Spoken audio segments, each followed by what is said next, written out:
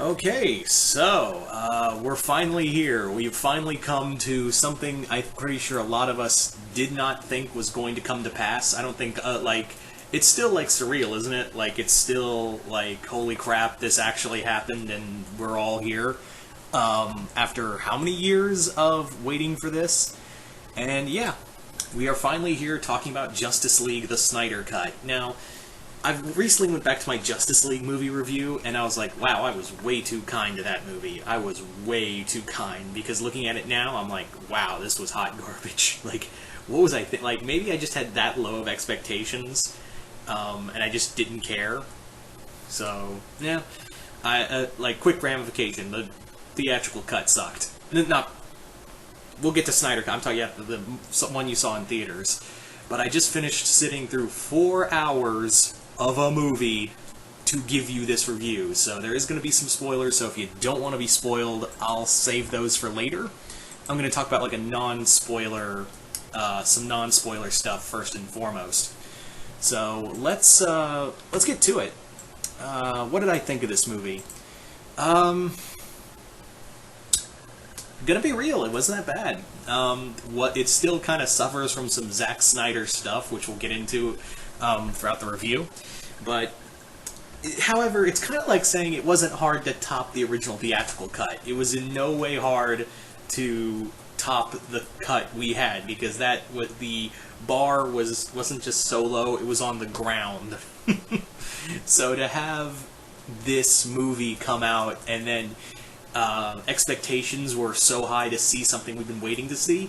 It was, and this is coming from someone who didn't even like Dawn of Justice or even the Ultimate Edition.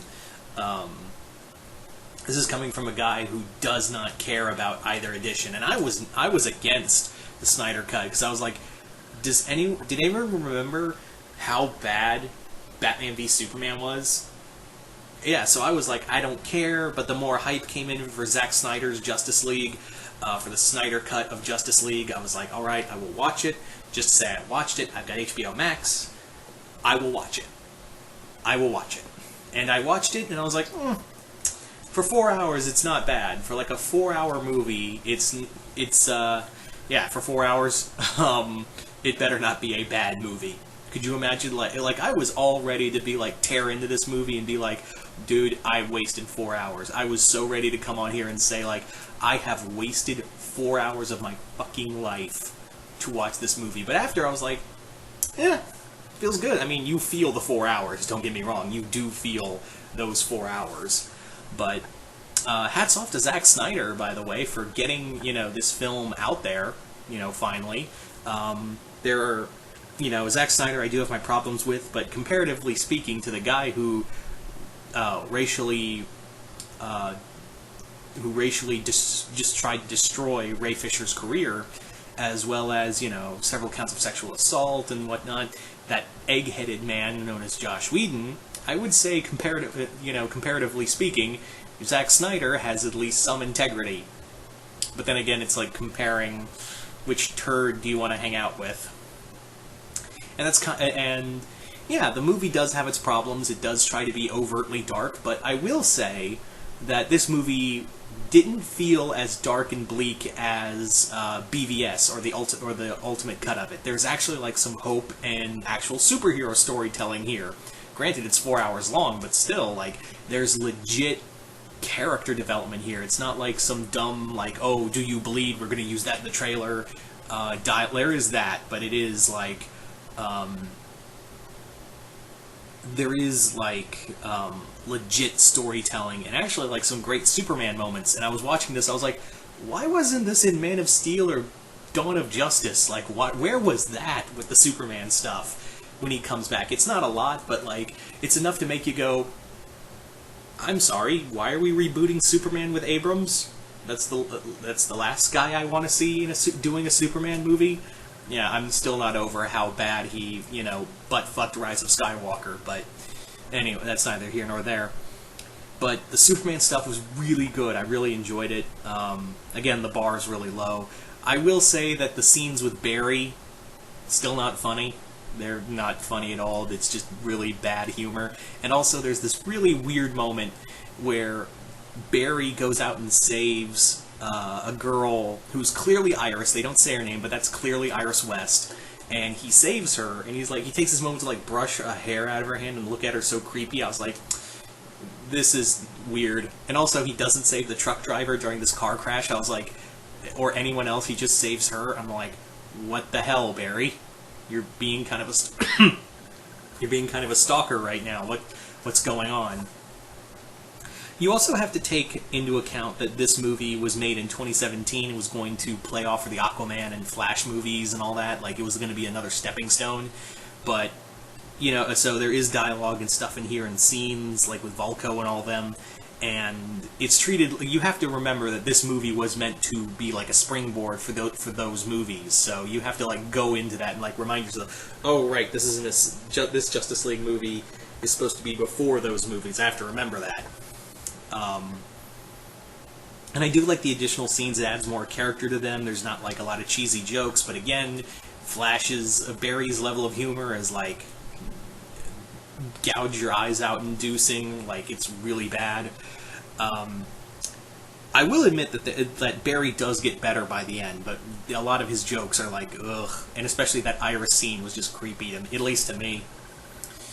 Diana does some stuff, but not as much as the other characters. Diana's here more for exposition and to be the powerhouse when Superman's not here, but it's alright. She's not completely thrown in the background.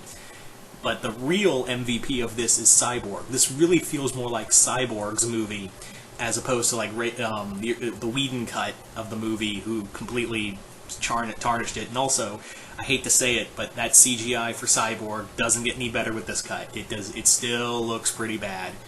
We do get that Iron Man mask thing, though, which I still don't like. But yeah, the CGI for Cyborg, not great. Not great at all. The teamwork the cinematography is really good. The music, I've always said this about regardless of the DCEU movies so far, like, regardless of how bad, like, Dawn of Justice was and how bad, how bad Dawn of Justice was, the music was really good. And Zack Snyder's music in here, the music and the sound design is really good. It's definitely like a highlight of this movie. Yeah, this is Steppenwolf is slightly better, but that's basically saying he's still like a big CGI monster they have to fight, but he's a better looking CGI monster as opposed to the garbage heap we saw there. I especially like there's more story to Steppenwolf. He's not like generic bad guy. He is like generic bad guy, but there is like some story depth there. There's like depth with Steppenwolf.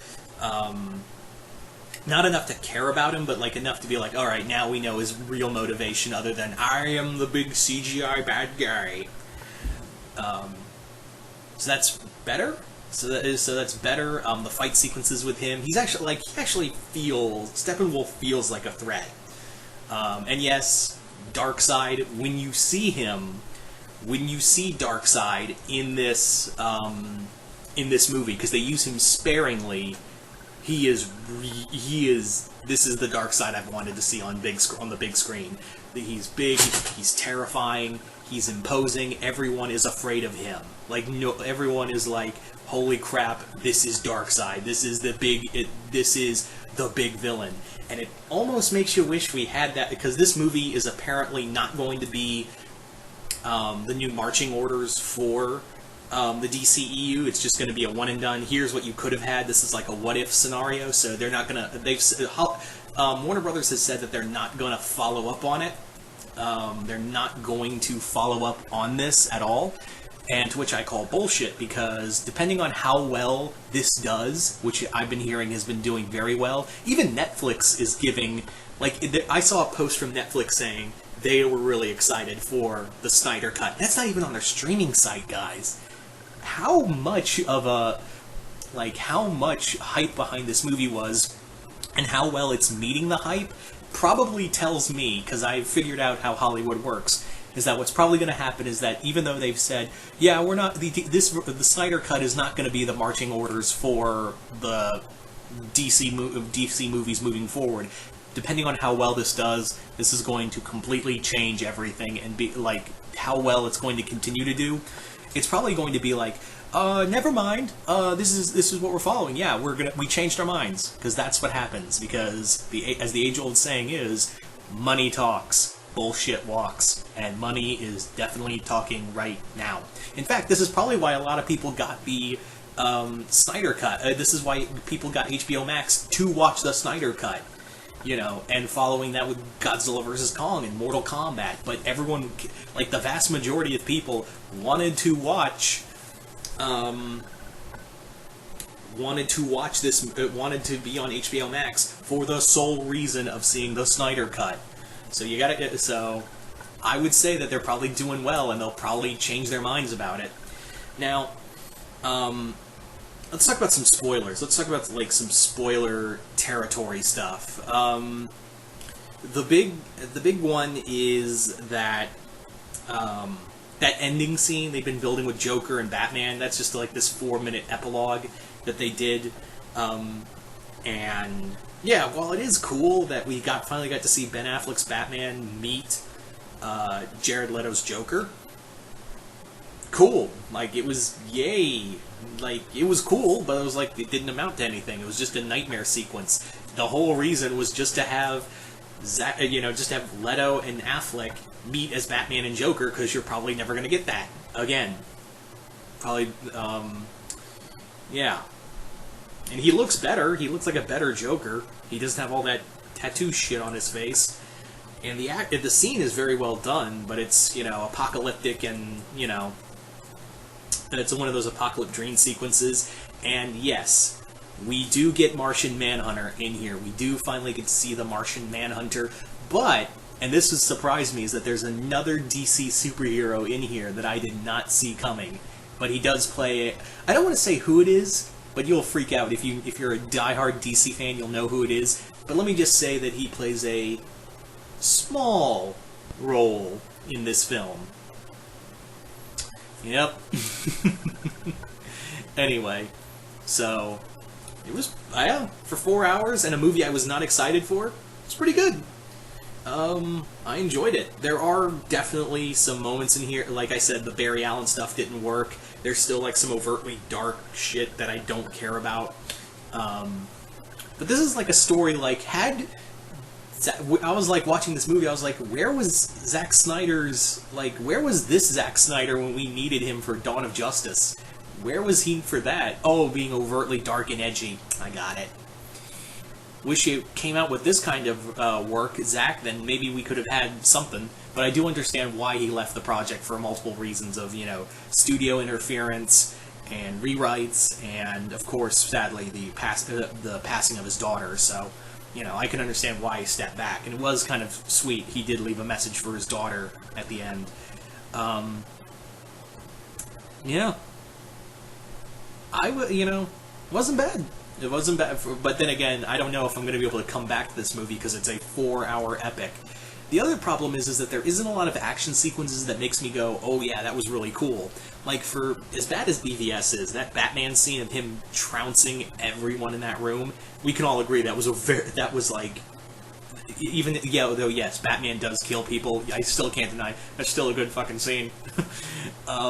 Like, we could all agree, even though we all hate the idea of Batman killing, and he does kill things in here, but it's parademons, which I'm more at peace with, because Batman's killed parademons in the comics before, because they're just mindless monsters, they're not people, so Batman can kill them. So I was like, and people are like, oh, Batman killed these parademons and no one bothered, and I'm like, yeah, they're not people. He can use lethal force on non-human things, and parademons really rank up there. Anyway, so, all in all, not bad. I don't know if I'll be able to come back to this movie and rewatch, because you try rewatching a 4-hour movie. Even though Seven Samurai is my favorite movie, it's a 3-hour epic. You really have to invest time in. So, yeah. Anyway, so you guys tell me in the comments below, what did you guys think of Justice League: The Snyder Cut? Did you guys like it, hate it? Comment below, let me know. Once again, I'm Mr. Multiverse. I will see you next time in the Multiverse.